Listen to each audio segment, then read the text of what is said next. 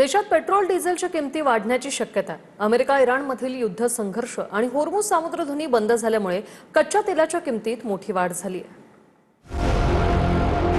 देशातल्या पेट्रोल आणि डिझेलच्या किमतीत मोठी वाढ होण्याची शक्यता वर्तवली जाते। इराण अमेरिका तणाव आणि होर्मुझ सामुद्रधुनी बंद झाल्यामुळे जागतिक स्तरावर कच्च्या तेलाच्या किमतीत मोठी वाढ झाली आहे। कच्च्या तेलाच्या किमती $100 प्रति बॅरल पर्यंत गेल्या। त्यामुळे तेल कंपन्यांना दररोज प्रचंड मोठा तोटा सहन करावा लागतोय, ज्याचा संपूर्ण भार एकतर कंपनीवर किंवा सरकारच्या तिजोरीवर पडतोय। परिणामी येत्या काही दिवसात पेट्रोल आणि डिझेलच्या दरात वाढ होण्याची शक्यता आहे। जगातील सुमारे 20% तेल पुरवठा ज्यामधून जातो ती हॉर्मुझची सामुद्रधुनी युद्धामुळे अनेक आठवड्यांपासून प्रभावित आहे, ज्यामुळे जागतिक ऊर्जा संकट निर्माण झालंय। अनेक देशांमध्ये इंधनाचा तुटवडा निर्माण झाला असून दरांमध्ये सुद्धा वाढ झाली आहे। इराण इस्रायल अमेरिका युद्धानंतर कच्च्या तेलाच्या किमती वाढल्यात। अनेक देशांमध्ये पेट्रोल आणि डिझेलच्या किमती 30% वाढवण्यात आल्या। दरम्यान पेट्रोलच्या किमती कुठे किती आहेत पाहूयात।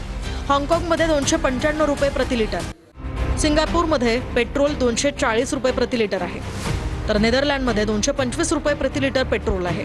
इटलीमध्ये $210 प्रति लिटर, यूकेमध्ये $195 प्रति लिटर, तर भारतात $95 प्रति लिटर पेट्रोल आहे। भारतातले पेट्रोल डिझेलचे दर सध्या तरी स्थिर आहेत।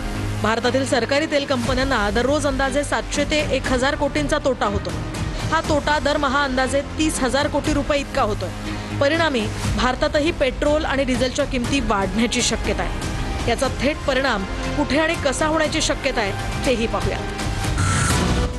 पहिल्यांदा पेट्रोल आणि डिझेल महाग होऊ शकतं। ट्रक, बस, रेल्वे आणि जहाजाचं भाडंही वाढू शकतं। कारखान्यांचा उत्पादन खर्च वाढू शकतो।